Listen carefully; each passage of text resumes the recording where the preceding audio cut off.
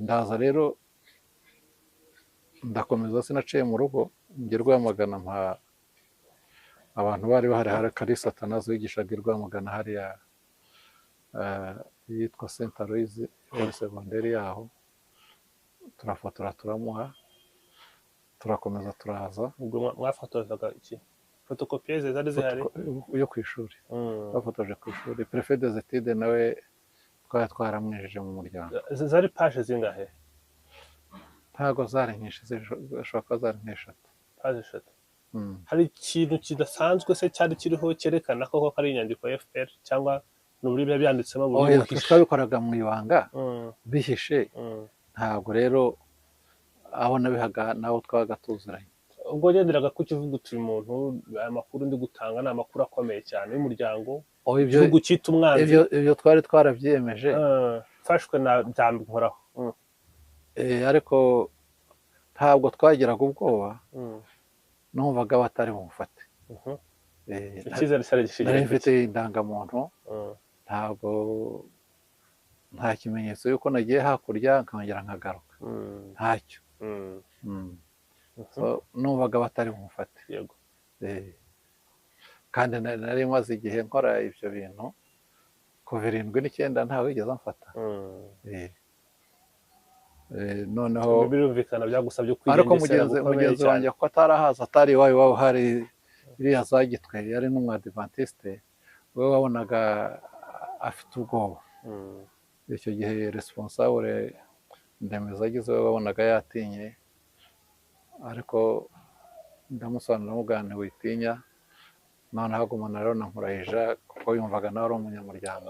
nko mu gutinya icyo gihe yabaga ari kuvuga iki? wamubona gutegura ubwo bwoba? baramubwiye ngo azaze mucishe muri parike y'Akagera, nta Gabiro mpamwereke, ndetse n'aho ikigo cya Gabiro kiri, duce Nyagatare tugende tugere za Rwemasha hafi ku mupaka. noneho basaba n'ikarita mapu y'Akagera n'iyo mu Birunga. iy'Akagera yo nayo nyifite iwanjye. noneho rero ubwo dufashe political program tumaze gufotora i Rwamagana, twarakomeje turaza ni Kigali tujya kuri RTPN. habaga amakarita turayafata, n'iyo bashakaga yo mu Birunga zose ndazimuha. noneho aragenda. ariko bandi nindi nkande specific bavuga ati muduhe ikarita yo mu Kagera no mu Birunga? abanyamuryango wa FPR b'Ikampara. hari amazina waba uzi wibukamo kuvuga ati wenda harimo abangaba? hari harimo Musoni Protaze, hari harimo Yako Augustin, nabo bari bamutumye. icyo gihe byarorohaga cyane kuko twabwiraga ko dufite abasirikare bari muri NRA bari baratsinze barafashe ubutegetsi, tukabwira n'amazina cyane cyane Fred Rwigema, Paul Kagame, benshi n'abaye Yako yari yarabaye n'aho bari bamuzi, bari abasirikare. noneho rero tubabwira yuko igihe cyegereje ku isaha iyo ari yose bazatera. icyo gihe banambajije ibibazo bati se nibitera bizagenda bite? rero nibatera, kuko abenshi bari abasore nta basaza bari barimo, muzihutire mwambuke ku mupaka ko bazabafata, mujye gufasha abandi intambara. ubwo itariki 3 nijoro baje iwanjye barasaka, babaza ukuntu naje gukora aho, mbabwira ko ari leta yahanyohereje kuko nari narabanje gukora indera mu seminari, baraza ko aribo bahanzanye. ya document ukifite? oya, document ntabwo bashobora kuyibona. nawe nayihaye nawe ko bayigira, bumvise igitero cyabaye bazayitwike, bagize uwo bayifata na byaba bibi cyane. mwamenye mute ko ku rugamba wari uyoboye igitero, wari uyoboye urugamba yapfuye? ibyo byamenyekanye nyuma. byamenyekanye nyuma. Leta ya Habyarimana ntabwo mu kwezi yigeze kwa ibyigamba? 11 mu kwezi kwa 11 Tito Rutaremara yarabivuze kuri radiyo, kuri BBC. Muhabura yari itarabona. noneho abivuze abanyamakuru bati rero ubwo mwaratsinzwe muri impehe. arababwira ati twashyizeho perezida ni Kanyarengwe, perezida wa chairman wa high command ni Paul Kagame, ati twebwe ari intambara iracyakomeje. Uwo munsi rero binahurirana yuko bateye Gatuna, batwika imodoka birayivana ibintu mu mahanga n'ibijyanayo, za Gatuna barahafata ibice byo muri Byumba. Bati mwatsinzwe, tutarabahakanira ati ntabwo twatsinzwe ahubwo dufite imbaraga. Yanababwiye ko n'Abayingana yapfuye na Bunyenyezi. Abandi rero bakora umunsi mukuru barishima. So mu Rwanda nibwo bamenye ko Rwigema yapfuye, ari uko titabivuze kuri nibwo babimenye kuri BBC, nibwo babimenye.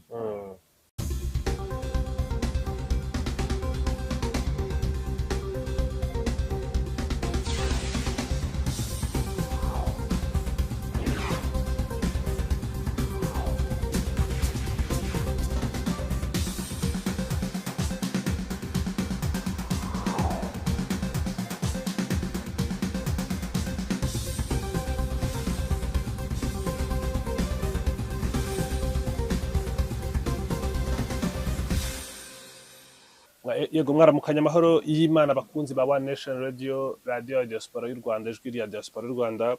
Turi hano aho twagira umugisha nanone wo kubana na Muvunyi Augustin. Twigeze kuganira mu kiganiro cyashize, tuganira byinshi ku mateka akomeye cyane y'iki gihugu, hane nashingiye ku muryango wa FPR Inkotanyi, tubwira byinshi. Tuguhaye ikaze nanone kandi twishimiye kuba mwongeye kwiga mu mwanya wanyu mukaganira natwe. Murakoze cyane. Muvunyi, ubushize mwatuganirije byinshi, twibanda hanini ku bijyanye n'ubuzima bwo hakurya y'umupaka, nuko mwisanze hakurya y'imipaka no kubayo, n'ibitekerezo byatumye muvuga muti no, ibi ngibi ntabwo bizakomeza gutya, agomba kugira igikorwa. Twanaganiriye n'abantu benshi muri FPR batubwira uko byari bimeze, ariko mwe kukihariye tariki ya mbere z'ukwezi kwa 10, tariki ikomeye cyane ifite na byinshi yahinduye mu mateka y'u Rwanda. Iriya tariki wowe ni tariki wari uzi, wumvise ute? Umunsi wa mbere w'isasu rya mbere ryavuye Kagitumba wari urihe? mu mutima wawe haisazamo iki? Narinde irambura aho nigishaga, ubu ni mu karere ka Nyabihu. Iyo tariki nari nyitegereje nk'umunyamuryango wa FPR Inkotanyi. Nari mbizi ko tuzatera ntazi umunsi n'isaha. Mbere yaho gato nari mvuye muri Uganda, mvuye kuzana porogaramu politike.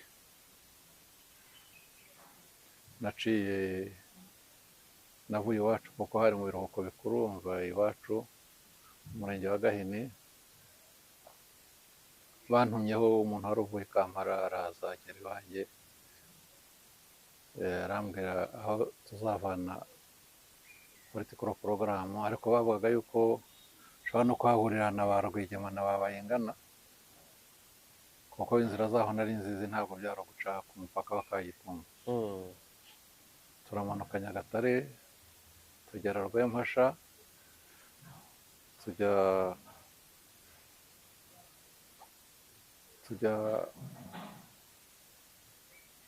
Kazaza. Tugeze Kazaza, mugenzi wanjye nari nsanze aho ngaho witwa Nkurayija ankubita kuri moto, tumanuka mu Gakindo, ageza hasi ku Muyanja. Umuyanja ni urugabano rw'u Rwanda na Uganda. Noneho turambuka tujya kwa Butera. Butera yari umunyamuryango n'umugore we Mukamwezi, agera nk'inka zitaha, ariko umugore we ambonye ati kutazanye umugore n'abana ko bagiye gutera. Nibyo bahora bivugane, ntabwo nibyo bavuga sinzi. Nuko mubajije umugabo ati yagiye ashokeye inka ntaraza. Mu kanya rero umugabo araza, aje turaganira, ambwira ko yatumye murumuna we witwa Mutembe Mbarara kuyobora abari buze ba Rwigema na ba Bayingana. bigeze nko mu ma saa tatu nibwo yaje aratubwira ngo habaye iyindi gahunda yihutirwa basubira Kampala, hari abantu ngo bari bavuye muri Canada bagomba kubonana nabo. bivuze ngo bari baje na mbere y'itariki ya mbere Ukwakira? Bari baje ngo duhure, ariko ntabwo ari gahunda yo gutera. mbere yaho hari igitero cyabaye hano batamenye. Hari bamwe barateye bagera ahitwa Nyamiyonga, ni muri Nyagatare, bahamara icyumweru. Leta y'u Rwanda ntiyabimenya, rero barongera babasubizayo basaga nk'abarambiwe, kuko abantu bose bahoraga bategereje igitero cyarabuze. Bamwe mu basirikare barikoze baraza bajya, ariko Leta y'u Rwanda ntiyabimenya basubirayo. nta masasu yavuze, oya, ntabwo barashe. Uwo mugenzi wanjye witwa Murayija waho ngaho hafi na Rwempasha niwe wari warabimbwiye Kayonza ati barateye, kuko twari tubiziranyeho tubiganira, atari ko hano ntibabimenya. Ati Fred araza abasubizayo. Urugo rero ubwo babashubirijemo naho bambukiraga n'ahangaho kwa Butera, n'ababagemuriragaho ni kwa Butera. Nuko umutemberera araza atubwira ko basubiyeyo, agaha political program, ambwira ko bamubwiye ko nza nkayifotora nkayitanga vuba na bwangu hose mu gihugu. ya political program ya FPR igizwe n'ingingo 8. N'ingingo 8.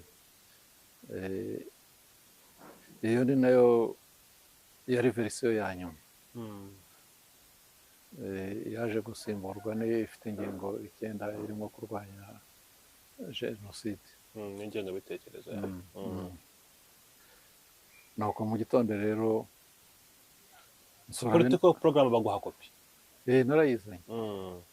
narayizanye ngeze i Rwamagana ndayifotora. Bwo kwinjira ku mupaka nta suspicion cyangwa mwaciye? Oya, ukuntu hateye hariya, hakurya hatuye Abanyarwanda no hakurya hagatura Abanyarwanda. nta suspicion yabayeho ngo bakubona uturuka hariya bagukeke? Oya, hari umuntu wari responsable, ariko abaga nimwe no Nkurayija witwaga Ndemezo, agukingira ikibaba. Oya, ahubwo yambonanye n'ubu bari bantumyeho, aravuga ngo turacitse, ngo turajya hehe, nangwa turakora amagendo. Ndamubwira se ducika tujya hehe? Mubwira yuko muzi. Noneho atangira gucisha gake, yari yananyoye. Mubwira ko nshaka muri umuntu we Nkurayija. Arambwira ngo yashokeye inka. Mu gihe rero tukiri muri ibyo, Nkurayija waraje na moto, ati va kuri uyu musinzi. Nuko tugiye iwabo, baratwakira baduha amata, birangije turasohoka tujya ahitwa Kazaza, baduhera kuri moto turi babiri hamwe na mugenzi wanjye. We tumusiga Kazaza kubera wari umuyobozi wa MRND kandi ari n'umusinzi uri aho ngaho.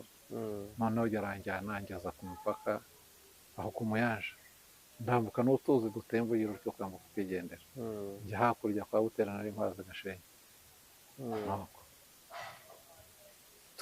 Dusoma ya political program. Mu gitondo nsura bene wacu wa Megare, nari mpazi biriya bice, njya gusura bene wacu, ariko ngeze hose bakambwira bati zana umugore n'abana, intambara igiye gutera. Ndetse ubwo na Papa yaravuye hano muri iyi minsi, bati ahubwo baba barateye igihe cya Papa, ariko basanga bizazana ibibazo. Bati niyo mpamvu byatinzeho, bati subira ugenda uzana umugore n'abana. Nuko ndaza nyuma y'iminsi 2 mfata mugenzi wanjye hahandi na Nkurayija kuri political program. Undi turazana turatega tuza. Hari mukuru wanjye yampaye inyana, bari barampaye inyana ndongora.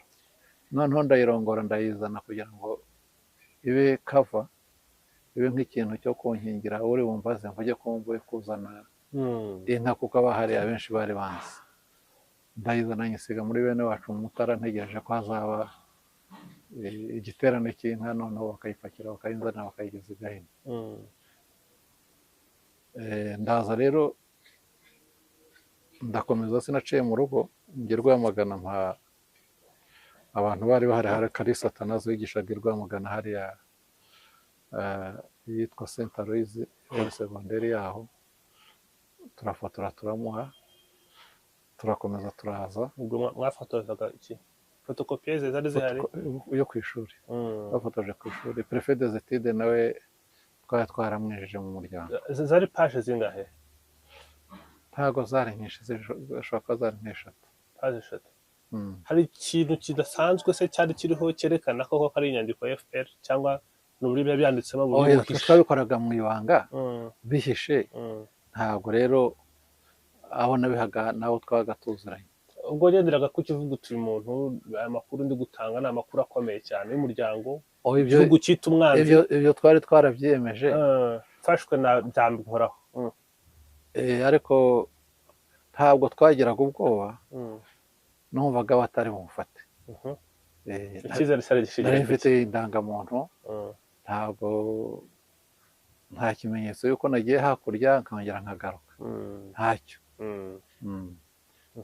numvaga batari bumufate yego kandi nari maze igihe nkora ibyo bintu kuva 79 ntawe wigeze amfata noneho birumvikana byagusabye ariko mugenzi wanjye ko atarahaza atari iwabo hari iriya zagitwe yari n'umwadivantiste we wabonaga afite ubwoba icyo gihe responsable ndemeza agize we wabonaga yatinye ariko ndamusobanurira mugane witinya noneho agumana rero namurayija kuko yumvaga nawe ari umunyamuryango nko mu gutinya icyo gihe yabaga ari kuvuga iki wamubona gute muri ubwo bwoba baramubwiye ngo azaze mucishe muri parike y'Akagera nta Gabiro mpamwereke ndetse n'aho ikigo cya Gabiro kiri duce Nyagatare tugende tugere za Rwemasha hafi aho ku mupaka noneho basaba n'ikarita mapu y'Akagera n'iyo mu Birunga y'Akagera yo nayo nyifite iwanjye noneho rero ubwo dufashe political program tumaze gufotora Rwamagana twarakomeje turaza ni Kigali tujya kuri RTPN habaga amakarita turayafata niyo bashakaga yo mu Birunga zose ndazimuha noneho aragenda ariko bandi nindi nkande specific bavuga ati muduhe ikarita yo mu Kagera no mu Birunga abanyamuryango wa FPR bikampara hari mazina wabuzi wibukamo kuko ati wenda harimo abanga harimo Musoni Protaze harimo Yako Augustin yego nabo bari bamutumye bari batumye witwa Gashagaza Habart nuko so kubona ikarita muri RTPN ntabwo byagoye oya zari zihari muri RTPN baragenda kwishyura ukababwira izo ushaka kwishyura ni nko mu iduka yego RTPN tugiye ririhe riri hariya ubu bahubatse hoteli hariya nini cyane harya iruhande rwa Banque Populaire hano mu mujyi ndahabona nk'inyuma ya urenze kuri la bonne adresse maze gukata naho ngaho yego noneho Gashagaza turakomeza turagenda yari afite murumuna we witwa Gatari bari ku Kabusunzu tumuha kuri political program ndetse dusanga hari n'inama y'abanyamuryango yari irimo bamutsindashyaka n'abandi bantu bamwe barabishe turayibaha tuganira nabo ndabaganira ariko nko ku nama ushobora kuvuga inama abantu bakumva wenda inama nisanzwe hari inama hirya hari inama nk'inama y'icyo gihe y'abanyamuryango ba FPR abantu bafatwa nk'abanzi yabaga ari inama cyiteguwe ite ibera hehe igenzurwa ite kungurana ibitekerezo no kubihuza n'abari muri Uganda icyo gihe byarorohaga cyane kuko twabwiraga ko dufite abasirikare bari muri NRA bari baratsinze barafashe ubutegetsi tukababwira n'amazina cyane cyane Fred Rwigema Paul Kagame benshi n'abaye yako yari yarabaye n'aho bari bamuzi bari abasirikare noneho rero tubabwira yuko igihe cyegereje ku isaha iyo ari yose bazatera icyo gihe banambajije ibibazo bati se nibitera bizagenda rero nibatera kuko abenshi bari abasore nta basaza bari barimo muzihutire mwambuke ku mupaka ko bazabafata mujye gufasha abandi intambara. ubwo bari nka bangahe ugereranyije nk'inama? Twari nka 12 na 5 aho ngaho. nuko Gashagaza rero aragenda avuga ko azagaruka nka nyuma y'ibyumweru 2. Igihe ubwo byari hafi muri za 15 kandi 14 ngomba gusubira ku ishuri gutangira umwaka. Mubwira ko naza azansanga 15 z'ukwezi kwa 9 ko azansanga Irambura aho nigishaga. Noneho ndamutegereza ndamubura. yego bigeze nko muri za 25 turahembwa.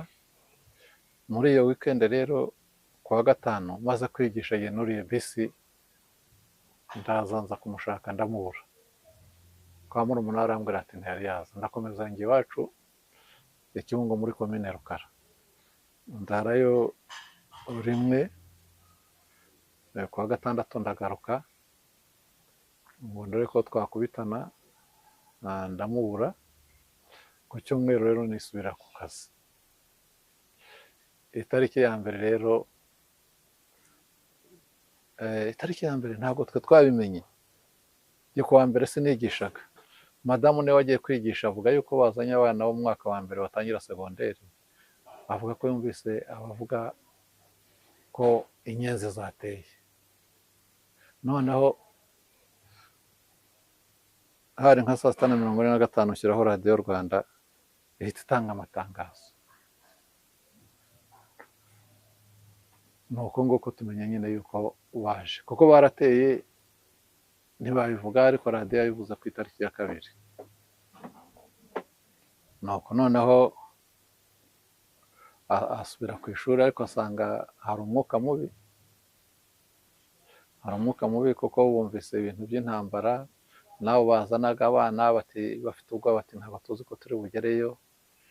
Noneho bigeze nimugoroba nshyiraho za BBC, nshyiraho za RFI.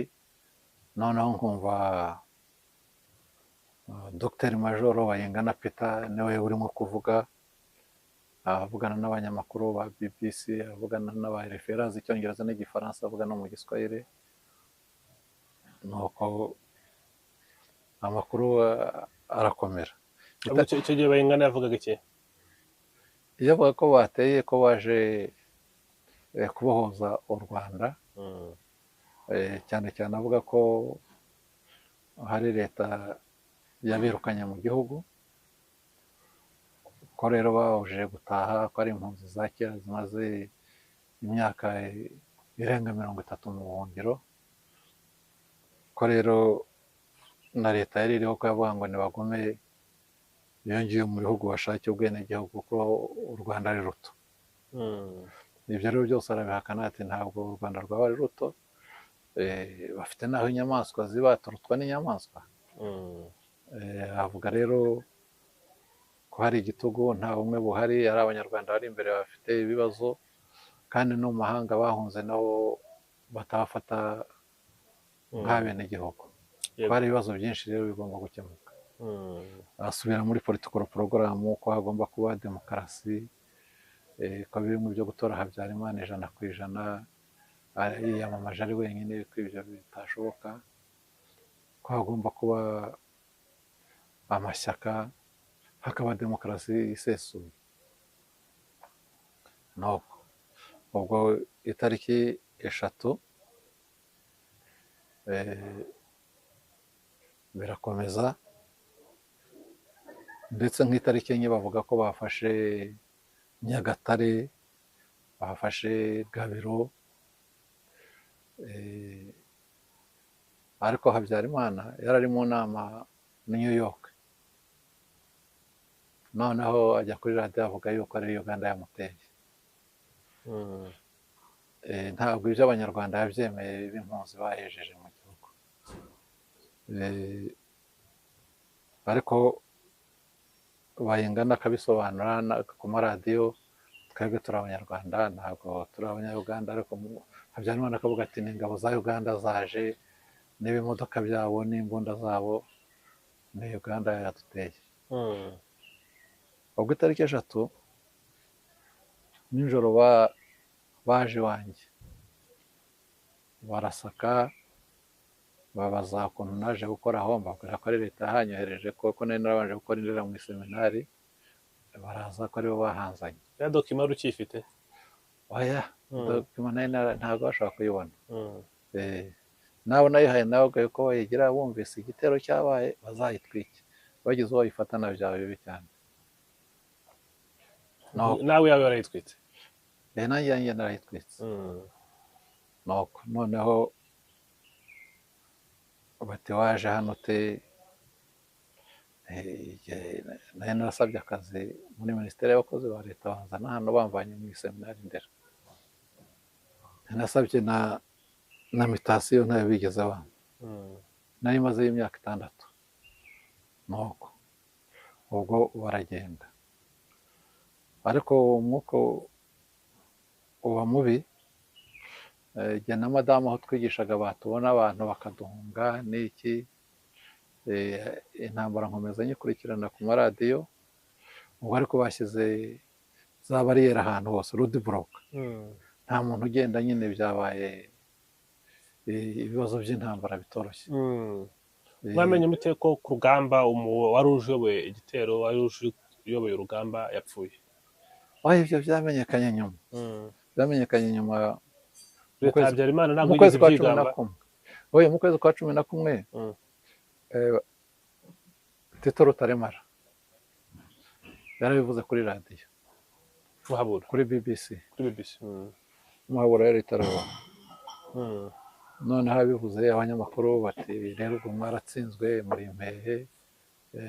arababwira ati twashyizeho perezida ni Kanyarengwe, perezida wa chairman wa komanda ni Paul Kagame.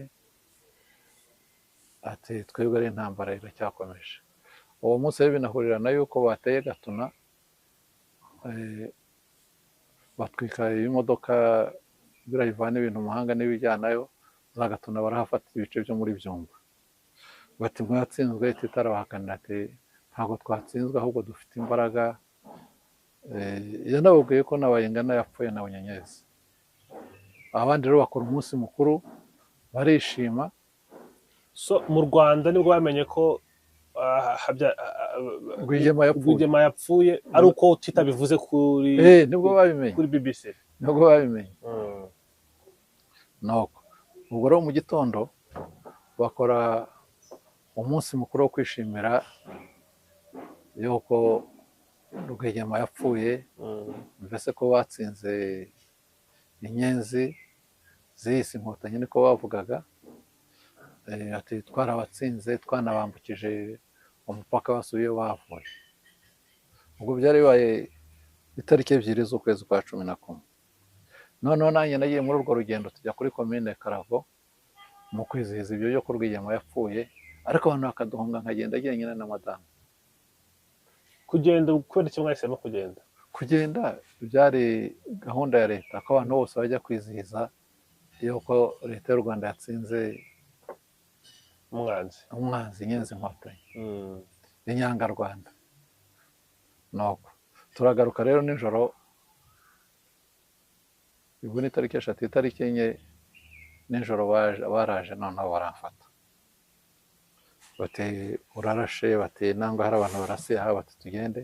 ngeze imbere rero nkasanga kamyonete ya komine barayinyuriza, baragenda bankubita muri kasho ya komine. nuko ngeze kuko ni ahantu hakonje cyane, nambaye ikote, nayo mfitemo amafaranga. abantu basanzemo batangira kunkorakora, bamvanamo amafaranga yari arimo, ariko ntihagire unkubita. ahubwo batangira kumbwira bati twe bari bagiye kudufungura, umubyeyi yendaga kudufungura bimwe by'imbabazi za perezida, none mwebwe mwateye ibibazo, mwateye igihugu, mbese bashaka kwigira n'abanyapolitike. bati ubundi waje hano ute, uva iwanyu za Kibungo, ko wumva ari naho banaturutse, mwaduteye wowe uri icyitso, ba Mugande. batangira kunyita umugande. mu gitondo rero bukeye baza kunkoresha interrogatoire kumbaza barambaza bati ubundi waje hano ute? Nasabye akazi muri leta nk'abandi banyarwanda, baratinda ariko nkabona mu iseminari naho nigishaga, baraza barahamvana bazana hano, niko naje. bakubazaga neza nta ngufu Oya, nta torture ntabwo banturutiraga ariko barakangataga cyane, bashyiramo igikabyo bati wowe uri n'umugande wagiye ute kwiga kaminuza muri Uganda, leta itakohereje, ariko nti mu Rwanda se tugira amashuri angana iki? Abantu benshi abo mu bice byacu bajya kwiga muri Uganda, turi hafi na Uganda. Aba hano Gisenyi mujya kwiga i Goma muri Zaire, DRC icyo gihe bahitaga Zaire. Abandi ab'i Bukavu nabo abaza cyangwa bakajya Bukavu, abanyabutare abanyagikongoro bakajya za Bujumbura. Ibyo ngibyo ni ibintu bisanzwe, ntabwo abarusuma bakajya Tanzania. Nibyo ntabwo byaba ari icyaha. Abantu benshi niba ari ibyo mufate na Minisitiri Gasana James, nawe muhura ni n'umwangirikane, nawe yize kuri Universite ya Makerere aho nize. Mufate na mugenzi Justine, nawe niho yize n'uw'iwacu. N'umuntu wari burugumesitiri bwa mbere iwacu witwa Kabera Eric, nawe yari yarize muri Uganda. Nta bantu benshi, n'abantu bize bwa mbere bari muri Conseil Supérieur du Pays bitwa ba majoro b'iwacu niho bari barize muri Universite mu Rwanda bataragira na kaminuza.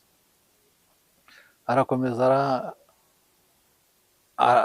asa nk'umerera nabi, ngeze aho ariko noneho ndumva amaherezo ari bufate na Perezida wa Repubulika.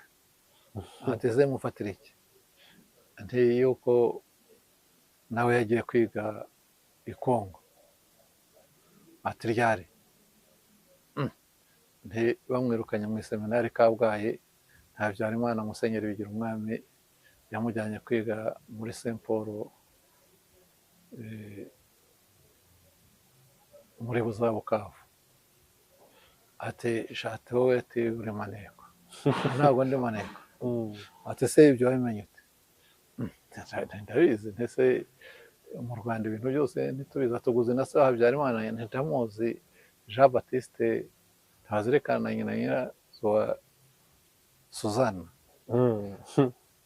Ati se wemeze? Ariko ngewe hano mumaze imyaka 6. Kandi ari uri n'iwabo. Ntige nacumbika no mu nzu ya murumuna we bari Conseil Merane. Rero ibyo ni ibintu bisanzwe. Yego. Turatinyuka. Ati ntabwo ufite? Ntabwo mfite. Ati wowe ahubwo ugomba kwemera ko uri umugande. Ati nta nubwo uri busubire mu bandi. Ati ubu tuzajya kwerekana, duhamagaza abanyamakuru n'imiryango mpuzamahanga yuko ari Uganda. Ariko nta nubwo bavugaga Uganda, bavugaga Bugande, kuko ntabwo bari bazi gutandukanya Uganda nk'igihugu. Bugande ni hariya muri za Kampala, za Mpigi. Uganda ni ibihugu byinshi. Yabaye Uganda babonye ubwigenge, ariko ubundi hari Bugande, ubwami bwa Bugande ubwayo bufite kabaka wabwo, Ankore ifite umwami wayo, za Toro zifite abami. Ntabwo bari babisobanukiwe byose, babyitaga i Bugande. Ntabwo ndahagaye ndi umunyarwanda, na data nubwo yashaje ni umunyarwanda, na mama n'iki. Nagiye njya gushaka ishuri, bati wagiye ute? Ni data wacu wasanze ntiga, ndangije turonkomeye aranjyana ashakira ishuri. Niko nagiye n'iteka naratahaga mu biruhuko. Ndangije rero kaminuza ndataha. Bataye bati kaminuza buriya ni Museveni wagutangiriye. Bati uri murumuna wa Museveni.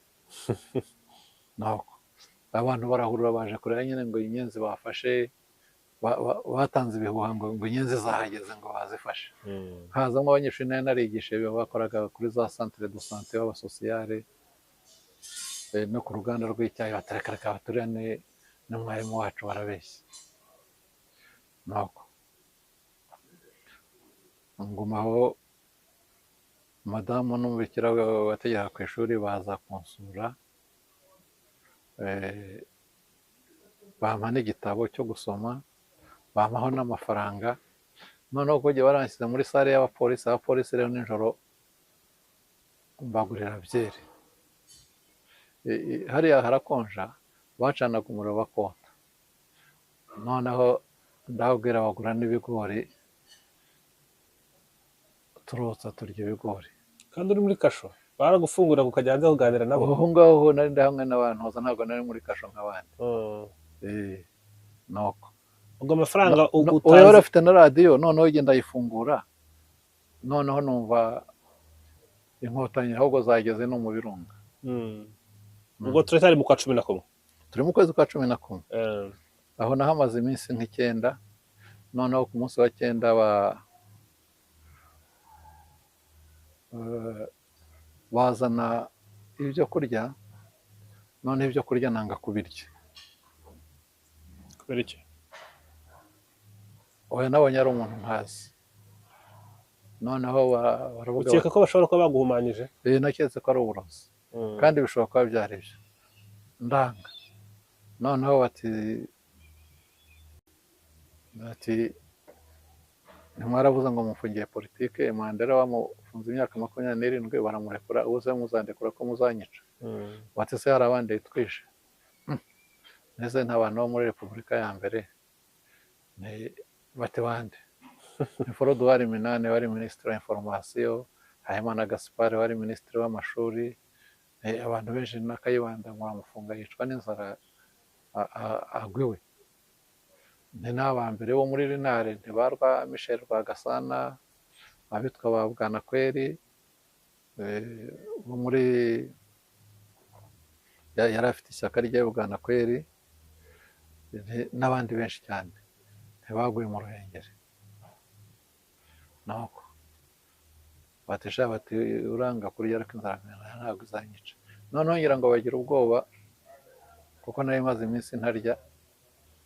nawe ubwe nturiya muntu simuzi, yewe ndubatse, mfite umugore n'abana, mfite n'abakozi, mfite n'abantu bo dukorana, n'abakozi babo ndabazi, ntabwo rero uriya muntu muzi. bati pe uranze? reka kirazira, ni iwacu ntabwo umuntu arya mu mihana, nta Abanyarwanda bamwe abantu b'abarozi, hari n'ahantu tutugama n'imvura igwa n'iki n'iki, ntabwo bishoboka.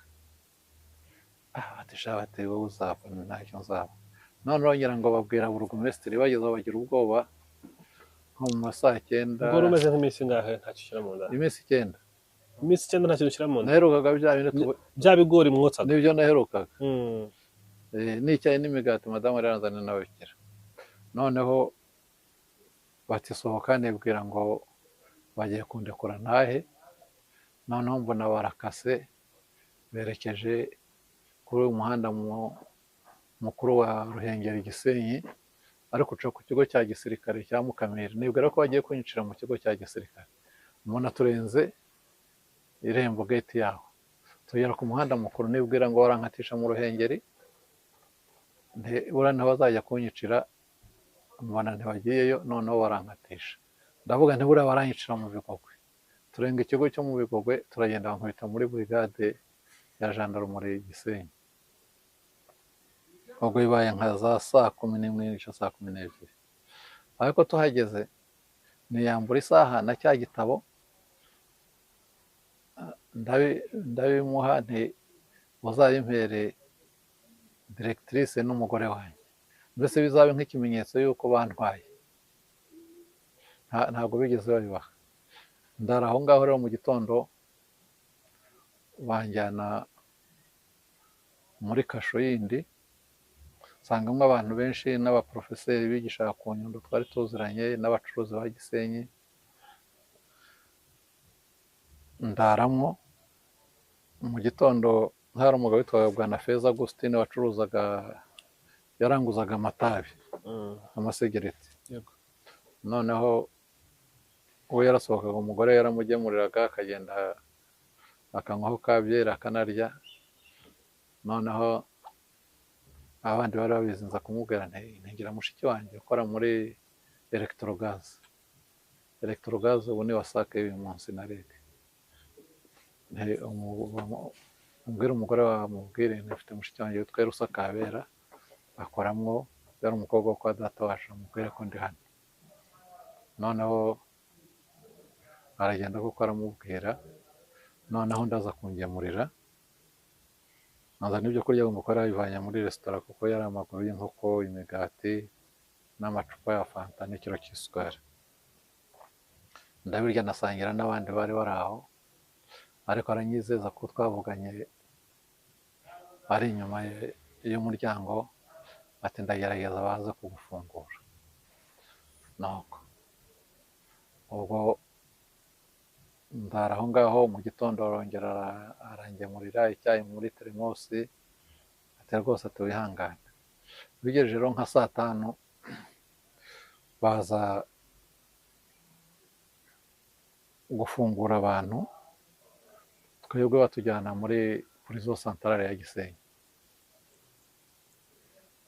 Nuko mugeze muri centrale nsanzemo abantu benshi bafunze nari mbazi ba Rukundo, harimo undi witwa Karekezi nawe wari agronome b'Abagogwe.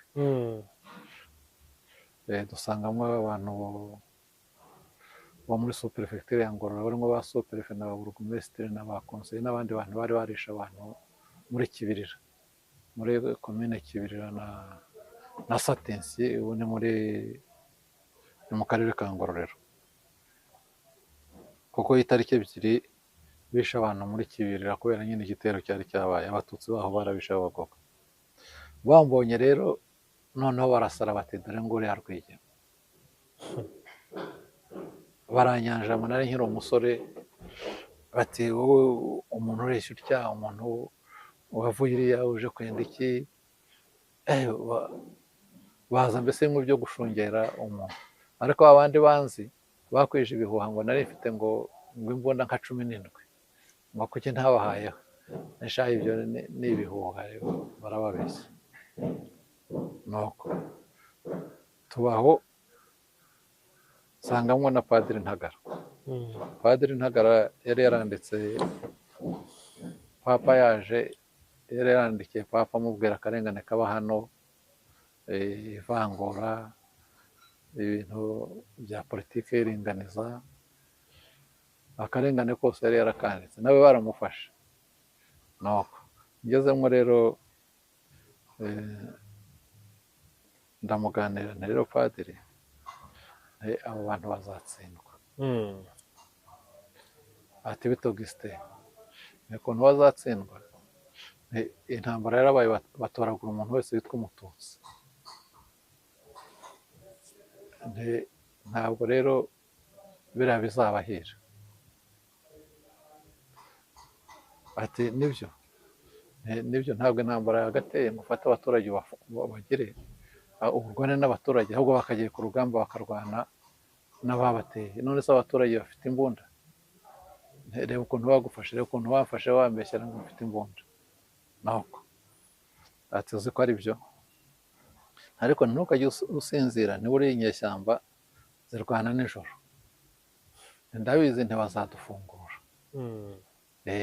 Ku manywa tujye tugira turyameho, ariko nijoro tube maso, inyeshyamba ntegewe ndabizi. Ariko ubwo mwabaga muri nkabangahe nko mu cyumba kimwe na gite?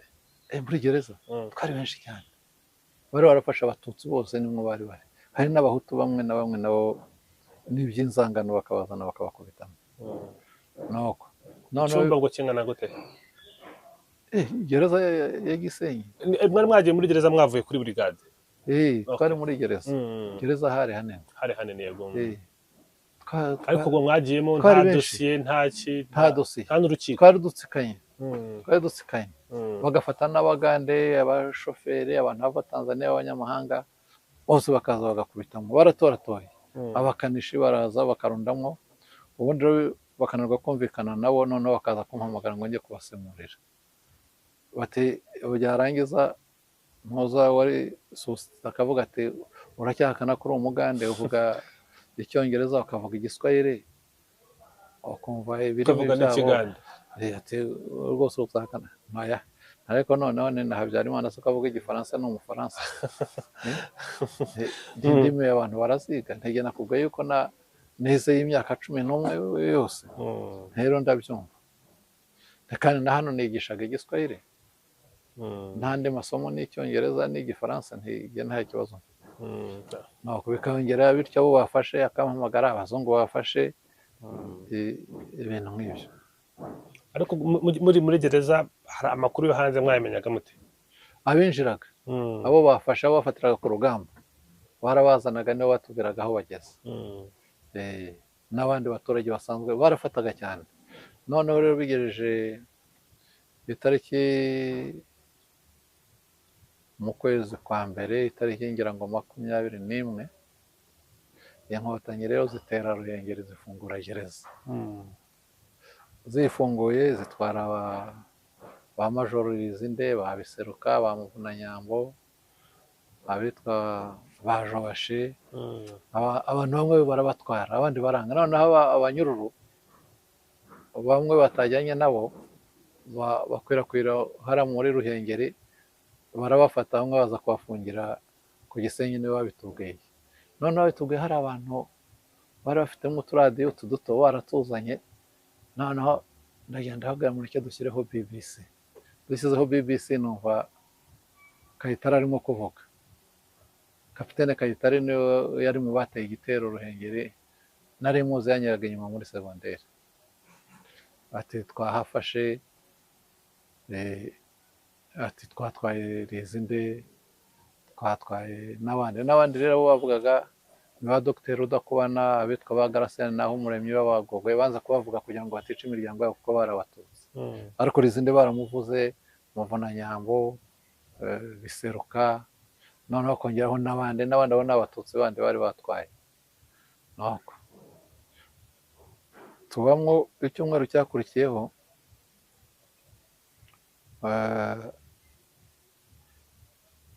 ubwo ku cyumweru Musenyeri mucyumva ko bateye bafunguye gereza ya Ruhengeri, twarishimye cyane.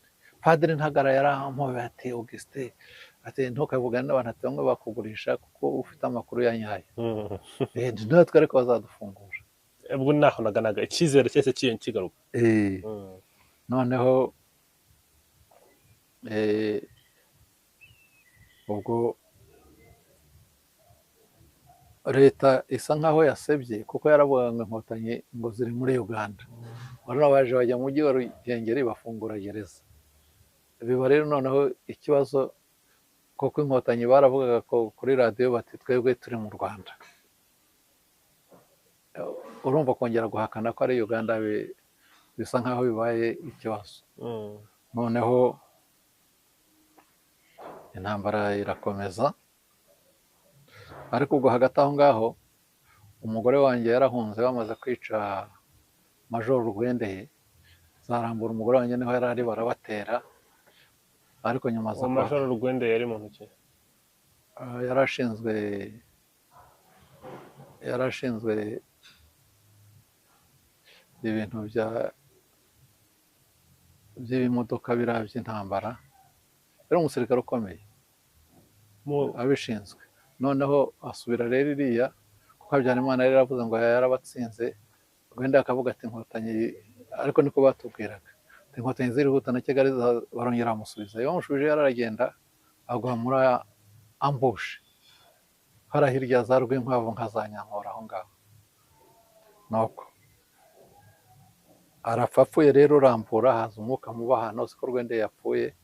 Ba madamu barabatera, n'abanyeshuri b'Abatutsi n'abarimu babamera nabi, ndetse bicamo n'abanyeshuri bamwe ahitwa ku Kibisabo hakurya y'Irambura, hari ishuri rya Gris Veterineri. Noneho madamu rero Musenyeri aza kumuvanaho n'ababikira bamujyana ku Nyundo. Musenyeri Karibushi aje gusengera abanyururu, ko harimo n'abapadiri bafunze b'Abatutsi. Kumbwira padiri ntuze kureka mvugane na Musenyeri, mubaze niba umugore wanjye n'abana bakiriho. Noneho arangije misa ndamwegera, mubwira ko nitwa Muvunyi Augustin, ko nari Rambura, nashaka kumenya ko abana banjye n'umugore bakiriho, ati ndabafite ku Nyundo. Hazamo rero akantu mu mutwe numvaga ariko mubwira ko mfite murumuna wanjye w'umupadiri kandi njye ntabwo ndi n'umunyagatolika, nakora Kibungo, Padiri Kayitana Justin, bamubwira yuko bafite, numvaga nabimubwira azashakisha ukuntu abwira iwacu bakahabakura. nuko Musenyeri rero aragenda telefona Kayitana n'ibyo yambwiye nyuma yanitabye Imana. Padiri Kayitana ahamagara murumuna wa madamu yakoraga kuri komine Kayonza, ati nkubwire niba aje mubwiye ati Muvunyi arafunze, mushiki we n'abana bari ku Nyundo. Bashaka rero aza i Kigali, abwira se wabo bashakanye anite n'amafaranga, ashyiramo umuntu wo mu kigo ugenda utanga amafaranga kuri roadblock, agera yarabazana. Ubwo rero ikibazo nagize ni uko inkotanyi zifunguye Ruhengeri, navuze ntibashobora kuba baraguye muri iyo mirwano, ariko bari baraje barageze za Gahini iwacu. nuko intambara irakomeza. Mu kwezi kwa gatatu tariki 29 haba imishyikirano Sere. Amasezerano ya Sere rero ni hafi na Kinshasa, bemeza yuko bafungura abantu bo bafashe ko ari ibintu by'urugomo. ariko niki cyasunitiye leta y'u Rwanda ko yakemera kuba nayo yajya muri ayo masezerano ya Sere, kuko ntabwo yabemerera. Yagiye nko kumuhuza ari Mobutu, kandi Mobutu yari umuntu wa Habyarimana. noneho bemera kuvugana. Amasezerano ya Sere ninde yunguraga cyane hagati y'Inkotanyi na Habyarimana? Bose yarabunguraga, kuko hari harimo bimwe byo guhagarika imirwano. noneho bavuga ko bazafungura abantu, noneho nyuma yaho batangira kugenda bafungura abantu buhoro buhoro. nanjye bigeze mu kwa 4 tariki 6 baramfungura. ubwo wagiye bagufashe mu kwa 11? Ufungurwa mu kwa 4 itariki 6. noneho ndara kwa se wabo na madamu hariya mu Gatenga witwaga Wikirifu. bampa amakuru ko bateye iwanjye, barya inka, barasenya inzu, baramenagura, kuko inzu yanjye nasigaga ngikinze, ngo bashakamwo ngo imbunda ngo na dokima z'Inkotanyi. nuko mu gitondo rero mbona madamu araje, ko bari barafunguye abantu za Kibungo, za Rwamagana, za he, abo yibwira yuko bananyishe. noneho arambona, turaraho, mu gitondo turataha, tugera iwacu. hashize nk'ukwezi nari maze gufata agatege, noneho ntitujye kuri komine kugenda basabaga resepasi. turagenda, burugumesitiri wari warateye iwanjye witwa Mpambara, baranamufunze Arusha, Mpambara Jean. nuko ndagenda, madamu arabanza arayifata resepase, kuko yari asanzwe ajya kuzaka. noneho njyamo, kuko nagomba no kwaka indangamuntu.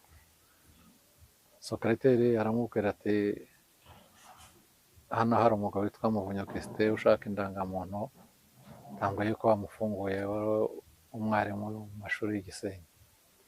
njyayo, Mpambara ati ni Muvunyi Augustin cyane. noneho hamagara sekreteri, aragenda araza, umubwira umwirondoro, wuzuza indangamuntu, arasinyatiraho kashe, yampana resepasi.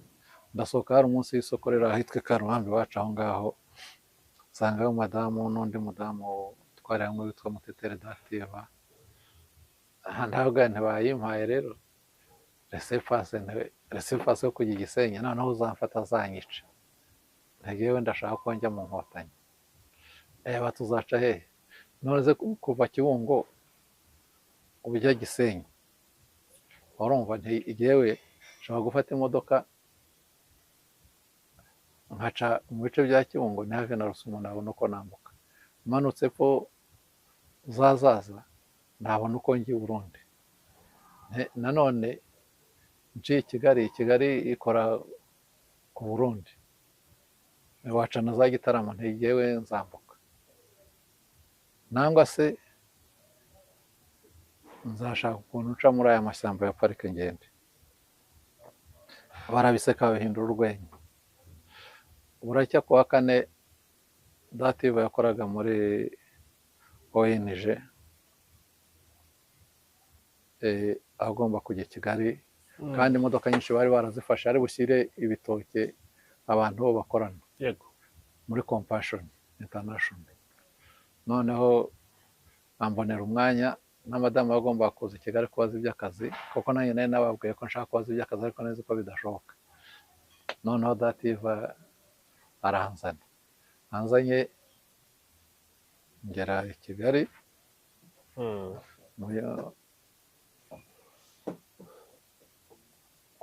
ndari i Kigali kuwa gatanu, kuwa gatandatu ndahirirwa, ariko menya uko twafunguranywe bamwe batangiye kujya babica, abandi ko batoroka bakagenda. Noneho kuwa mbere njya kuri minisiteri mpageze, hari umuntu witwa Ndutiye Alphonse wari aranyuze imbere, yari nka diregiteri, ati sha Muvunyi, ati we ntituzongera no kuguha akazi, ati mwebwe muri abantu babete wowe uri icyitso, ati ntabwo wakongera kutwigishiriza abana, ati ibyaha byararangiye, ati ntabwo turi inyenzi. Ndamwibara, noneho nsubira mu mujyi, rero nkubitana na Deus Kagiraneza. yego Kagiraneza nawe yaravuye kuri perezidansi ya karesepasi ya CPGR, ubundi yakoraga muri finance, ashaka ababeshya ko ayishaka ngo ajye gusura murumuna we wigaga i Kongo witwa Damiyani. Nuko turakubitanya, ati shati tugenda, ati iwacu hari inzira iwawe ni Bugesera. Noneho ubwo turamanuka, madamu hari aho twajyaga duhurira nawe yari yaje, ariko bambwiye ngo burugumesitiri ngo arimo kunshakisha, ntabwo azambona, sinzasubira hari iwacu. Hari mugenzi wanjye Karasira, abana muciye n'ukuboko, arambwira ati genda guha inzu iyo nabaga mwe nujuje yanjye, yari afite inzu y'akazi, ati hanyuma tuzashake akazi. Nako Deus rero ati tugende, ati Bugesera hari inzira, ati abantu barambuka. Nari ntaracura umuhanda ujye Bugesera, turagiye turaye i Nyamirambo, ariko ubwo twabonanye n'umugore w'umufaransa, Deus yari yarize mu Bufaransa, witwa Suzana, umugabo witwa Patrick, ariko umugabo adahari, atubwira ati mu gitondo ndabatwara. Nibwo rero mu gitondo tuzindukirayo, wa mugore ashaka amayisikoti y'Abafaransa bari barahuruye Habyarimana, baradutwara baducisha muri za bariyeri, twambuka Nyabarongo tugera iwabo wa Deus. Tuhageze barakata baragenda. Deus yabeshya nyina ko agiye gusura murumuna we wiga i Kongo, Zaire y'icyo gihe. Turagiye twikubise i Nyamata. Tuhageze Deus ngo yarageze gushaka yamaza kwa burugumesi no kwa depite, abakobwa b'abatayeri bari bahari, batewe Deus iva ahangaha barongera bagufate. Turahava tujya kwa Nyirasenge ahantu hitwa i Kayumba, ku mugabo witwa Kayirama, umugore we yitwa Mukamugema, muri Nyirasenge wa Deus.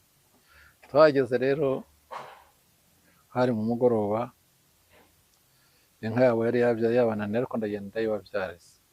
Nje ndakaraba intoki, bamisaho ndakaraba, bazana urwagwa, ntabwo nywa inzoga. Noneho baza guteka, baratugaburira, banzanira amata, ariko uwo Nyirasenge wa Deus aravuga ati se, ati umugabo utavuga, ati ni nko kujya mu Nkotanyi. Yakadane se navuga iki, Deus ko aganira n'ababyara we n'abantu hano abazi, yewe naje muherekeje tuje kukuramutsa. Nako ati nimuntu agenda mwuko ntwara, umwana yari afite umuhungu witwa Adrien wenda kurongora, inzu ye niyo twari turimo. Nako turaryama, mu gitondo bujya gucya rero tugenda nk'abagiye kwihagarika. byari kasangahe? Nka za saa 10. Twari dufite igare, mpeka Deus turagenda, hari bagenzi bacu. Inzira mwari muyizi bageza ku Deus yarahazi, Deus yaratuye. ariko twari twashatse n'umuntu uri butuyobore gayide witwaga Serubibi, noneho tujya imbere twamuha amafaranga umwe icyatanu n'icyatanu, twari bane, yafashe 6,000. bitandatu by'icyo gihe 90 yari amafaranga menshi, ni menshi cyane y'ubu. turagenda ducisha dukatira Mbyoha, ni hafi y'ikigo cy'Igako, ndahabona Mbyoha. turagenda mu ishyamba rya Gashora, atugeza ahantu atwereka biriya ipoto byerekana byo ku mupaka mu ishyamba, aho ngaho barakata asubirayo. Bagenzi bacu bari basigaye inyuma nawe kuko twanze kugenda igihirire, noneho turanamubwira ngo tugende, aranga ati nzabamuza n'abandi. nuko turagenda rero aho mu ishyamba, tugeze imbere hari ahantu inka zarishaga, inkware ivumbuka mu mushabishabi, Deus arirukanka, ariko ubwo turareba i Burundi kuri Lake Rweru. Noneho nanjye ngenda imbere, ngeze ahantu hari ikira gishora inka kuri Lake Rweru, ku kiyaga cya Rweru, noneho uzengurutseho amapine y'igare, nandikamo John, nshyiraho fureshe yerekana direkisiyo nerekeje aho nerekeje. Nta wundi muntu wari bubimenye ko ari John, nahagera aramenya ko ariho naciye. Tugeze imbere mpura n'umurundi wari ufite agataro, ngira ngo yabaga ku isoko nko kugurisha imyumbati nangwa ibijumba, mubaza duhanahwire, mukubita ku igare, turagenda aho ngiye mpasanga Deus. nuko ari nko kubwira abantu ukuntu twari dufunze uko mu Rwanda bimeze. nuko mu kanya turongera twurira igare, turagenda batubwira yuko hari ahantu bakirira impunzi hitwa Irenga. Dufata umuhanda turagenda, tugeze mu marembo duhura n'umugabo n'umunyamuryango witwa Joseph Zitanga Impuruza, ariko bamwita mwarimu. yari mu bari bashinzwe rakritoma y'abantu bajya mu Nkotanyi. nibwo tubwira ati mugenda, atari ko ati hariya ati abantu ntashaka umuntu uvuga ngo muzashake ukuntu mwahava, tuzavuga ko tugiye kwivuza, nta vuriro rihari, ati rihari mu Kirundo. nuko turaramo rimwe mu gitondo rero tubwira abapolisi baharindaga ko dushaka kujya kwivuza ko bashaka kuba baraturegeye muri gereza. baraduha ko dushaka no kugera hari iposita. tugeze ku iposita rero mu Kirundo, Deus yari afite bene wabo, yari afite nyirasenge witwa Rozari, yabaga i Bujumbura mu telefone. nibwo batubwiye bati nimugende mushake Dr Sahaha kuri hopitali, mushake na Bimenyimana wari umuprofeseri muri lycée d'Okaye.